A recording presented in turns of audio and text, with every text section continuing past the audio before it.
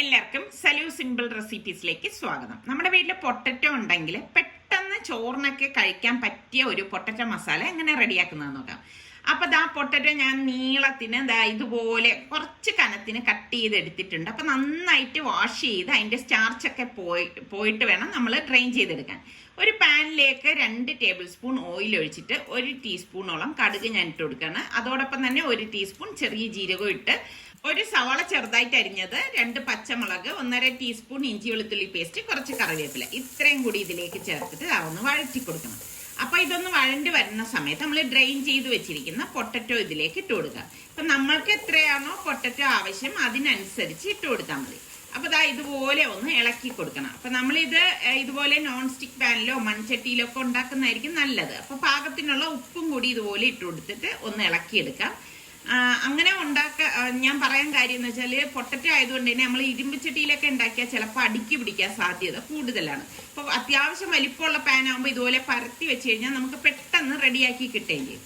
അപ്പൊ ഇതിനിപ്പോ അടച്ചു വെച്ചിട്ട് ഒരു 2-3 മിനിറ്റ് നമുക്കൊന്ന് വേവിക്കാം. അതിനുശേഷം അടപ്പൊന്ന് മാറ്റിയിട്ട് ഇതുപോലെ ഒന്ന് ഇളക്കി കൊടുക്കണം.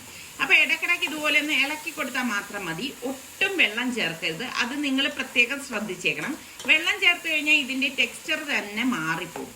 അപ്പൊ വീണ്ടും ഞാൻ ഇതുപോലെ ഒന്ന് ഇളക്കി കൊടുത്തിട്ട് വീണ്ടും ഒരു 2 മിനിറ്റ് അടച്ചു വെച്ചിട്ട് ഒന്ന് റെഡിയാക്കി എടുക്കാണ്. അപ്പൊ 2 മിനിറ്റിന് ശേഷം അടപ്പ് മാറ്റി കണ്ട ആവിയിൽ ആ പൊട്ടറ്റോയൊക്കെ വെന്ത് വന്നിട്ടുണ്ട്. അത് നിങ്ങൾക്ക് കാണുമ്പോൾ തന്നെ മനസ്സിലാവും. വെന്ത് ഉടയാൻ പാടില്ല കേട്ടാ. അപ്പൊ നമുക്ക് ഇതിലേക്ക് പൊടികൾ ഇട്ട് കൊടുക്കാം. 1 ടീസ്പൂൺ വീതം മല്ലിപ്പൊടി, ചില്ലി ഫ്ലേക്സ്, ഗരം മസാല പൊടി, മുളക് പൊടി, 1/2 ടീസ്പൂൺ വീതം കായപ്പൊടിയും മഞ്ഞൾപ്പൊടിയും കൂടി ഇട്ടിട്ട് ഇതുപോലെ ഒന്ന് ഇളക്കിയെടുക്കണം. അപ്പൊ ഈ പൊട്ടറ്റോയുടെ അളവും പൊട്ടറ്റോയിൽ ചേർക്കുന്ന മസാലക്കൂട്ടിന്റെ അളവും ഒക്കെ നമ്മൾ എടുക്കുന്ന പൊട്ടറ്റോയുടെ അളവിനനുസരിച്ച് ഏറ്റക്കുറച്ചിൽ വരുത്താം കേട്ടോ. എന്നിട്ട് നന്നായിട്ടൊന്ന് ഇളക്കി കൊടുക്കണം. അതായത് ഈ പൊടികളുടെയൊക്കെ പച്ച ചുവ മാറത്തക്ക രീതിയിൽ ഇതുപോലെ ഒന്ന് ഇളക്കിയിട്ട് ഒന്ന് ലെവൽ ചെയ്തിട്ട് നമുക്കിതൊന്ന് 1 മിനിറ്റ് ഒന്ന് അടച്ചു വെക്കാം.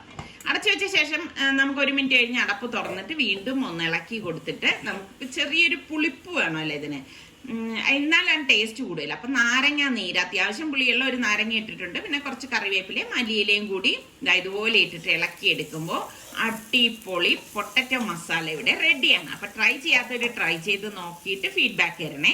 അതുപോലെ തന്നെ നമ്മളുടെ ചാനൽ കണ്ടുകൊണ്ടിരിക്കുന്നവരിൽ സബ്സ്ക്രൈബ് ചെയ്യാതെ കാണുന്ന ആരെങ്കിലും ഒക്കെ ഉണ്ടെങ്കിൽ നിങ്ങൾക്ക് നമ്മളുടെ ചാനൽ ഇഷ്ടപ്പെട്ടാൽ സബ്സ്ക്രൈബ് ചെയ്യും, കൂട്ടുകാർക്കൊക്കെ ലിങ്ക് ഷെയർ ചെയ്യും വേണേ. അടുത്ത നല്ല സിമ്പിൾ റെസിപ്പിയുമായി വരുന്നത് വരെ എല്ലാവർക്കും ബൈ.